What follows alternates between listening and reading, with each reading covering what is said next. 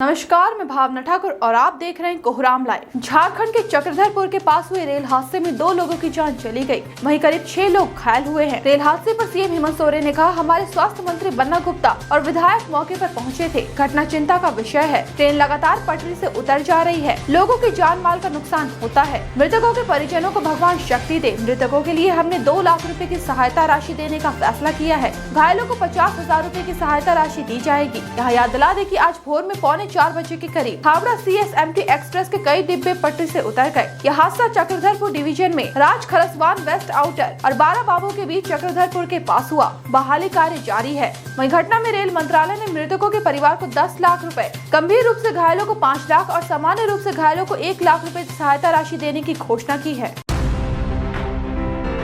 झारखंड के वैसे गरीब जो इनकम टैक्स के दायरे में नहीं आते, उन्हें सरकार घर बनाने के लिए मुफ्त में बालू मुहैया कराएगी। इस बात का ऐलान सीएम हेमंत सोरेन ने किया। झारखंड विधानसभा में अनुपूरक बजट पर चर्चा के बाद सीएम ने कहा, अबुआ आवास, PM आवास या व्यक्तिगत रूप से घर बनाने के लिए बालू की जरूरत होती है। इसका असर गरीबों पर पड़ता है, इसलिए सरकार ने नॉन टैक्स पेयर लोगों को मुफ्त में बालू मुहैया कराने का फैसला लिया है। वहीं 4,833.39 करोड़ रुपए का अनुपूरक बजट भी सदन से पास हो गया। बीते कल मानसून सत्र के दूसरे दिन पक्ष विपक्ष के हंगामे के बीच वित्त मंत्री डॉक्टर रामेश्वर उरांव ने अनुपूरक बजट पेश किया था।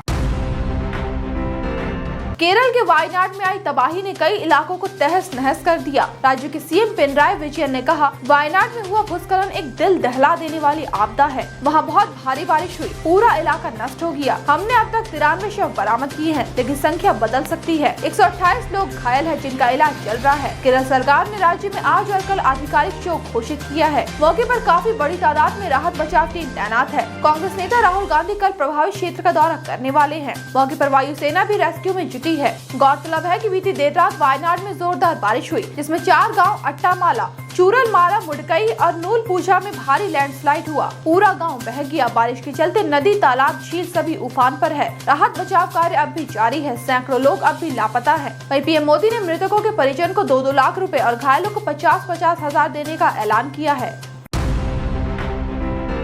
संसद सत्र में अग्निवीर और जातिगत जनगणना पर भाजपा सांसद अनुराग ठाकुर, अखिलेश यादव और राहुल गांधी के बीच गहमागहमी हो गई। अनुराग ठाकुर ने बिना नाम लिए कहा, आपके बोलने के लिए पर्ची आती है, उधार की बुद्धि से राजनीति नहीं चलती। उन्होंने कहा कि आजकल कुछ लोगों पर जाति जनगणना का भूत सवार है। जिसको जाति का पता नहीं, वो जाति जनगणना कराना चाहते हैं। इस पर विपक्ष ने हंगामा शुरू कर दिया। राहुल गांधी ने अनुराग ठाकुर पर गाली देने का इल्जाम लगाया। अखिलेश भी बोले कि कोई किसी की जाति कैसे पूछ सकता है। अनुराग ठाकुर ने आगे कहा, कुछ लोग OBC की बात करते हैं, इनके लिए OBC का मतलब है only for brother in law commission. Rahul Gandhi के कंधे पर असत्य का बंडल होता है। इन टिप्पणियों के बाद सदन में हंगामा बढ़ गया, तो स्पीकर ने राहुल गांधी को अनुराग ठाकुर के जवाब देने के लिए अनुमति दी। वहीं राहुल गांधी ने कहा, अनुराग ठाकुर ने मुझे गाली दी, मेरी बेइज्जती की, लेकिन मुझे इनसे माफी भी नहीं चाहिए। राहुल गांधी ने कहा कि जो भी दलितों की बात उठाता है, उसे गाली खानी ही पड़ती है। मैं ये सब गालियाँ खुशी से खाऊंगा। राहुल ने कहा कि हमें जातीय जनगणना चाहिए, वो हम करा के रहेंगे। इसके पीछे चाहे मुझे कितनी भी गालियाँ दी जाए। अखिलेश यादव ने कहा कि शायद वो मंत्री जी नहीं रहे, इसलिए तकलीफ ज्यादा है। दर्द मैं बताता हूँ, जब से यूपी में हारे हैं तब से कोई नमस्कार नहीं कर रहा है। तकलीफ वो है आपको।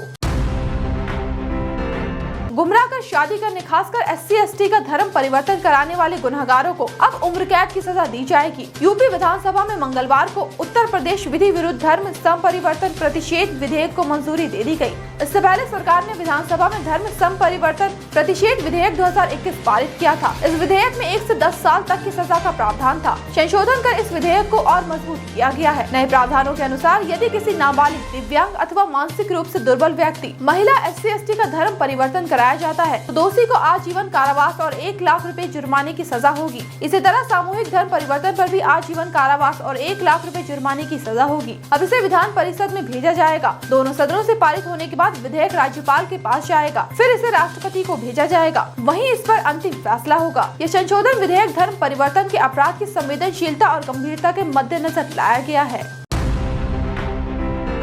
केंद्रीय बलों के साथ ईडी की टीम ने टीएमसी के 2 नेताओं के घरों, मिलों और दफ्तरों सहित कुल 10 ठिकानों पर छापामारी की। यह छापामारी करोड़ों रुपए के राशन वितरण घोटाले की चल रही जांच का हिस्सा है। उत्तर 24 परगना जिले के देगंगा, भांगर, बारासात, बशीरहाट एवं राजरहाट में छापामारी की गई। ईडी के एक अधिकारी ने पीटीआई को बताया कि चावल और आटा मिलों के साथ साथ ऐसे व्यवसायियों के कार्यालयों पर भी छापेमारी की गई है जो प्रत्यक्ष या अप्रत्यक्ष रूप से घोटाले में शामिल है। इसमें देगंगा से 2 तृणमूल कांग्रेस नेता भी शामिल है, जिनकी मिलों की तलाशी ली जा रही है।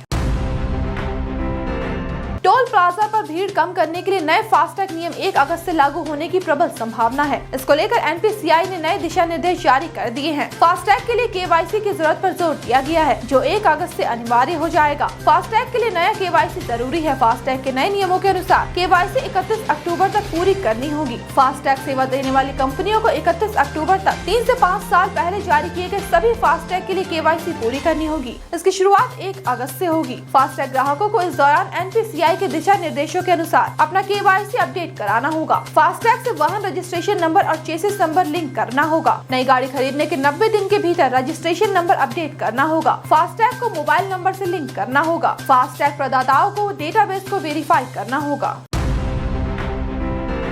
पेरिस ओलंपिक 2024 में भारत ने एक और मेडल झटक लिया। 10 मीटर एयर पिस्टल मिश्रित स्पर्धा में मनु भाकर और सरबजीत सिंह की जोड़ी ने कांस्य पदक जीता है। इस मुकाबले में भारत ने दक्षिण कोरिया की ओह ये जिन और ली बोनो की जोड़ी को 16-10 से हराया है। मनु भाकर ने इसी के साथ इतिहास रच दिया। वो एक ओलंपिक में 2 पदक जीतने वाली पहली भारतीय बन गई है। इससे पहले ब्रिटिश के नॉर्मन प्रीचर ने 1900 में 2 मेडल जीते थे। वहीं सरबजोत सिंह का ये पहला ओलंपिक मेडल है। इस जीत के साथ ही राष्ट्रपति द्रौपदी मुर्मू सहित कई दिग्गज नेताओं ने दोनों खिलाड़ियों को बधाई दी है। वहीं दोनों खिलाड़ियों अंबाला के सरबजोत और हरियाणा के मनु के घर जश्न मनाया जा रहा है। ऐसे ही दिन भर की बड़ी खबरों के लिए जुड़े रहिए कोहरामलाइव.com के साथ।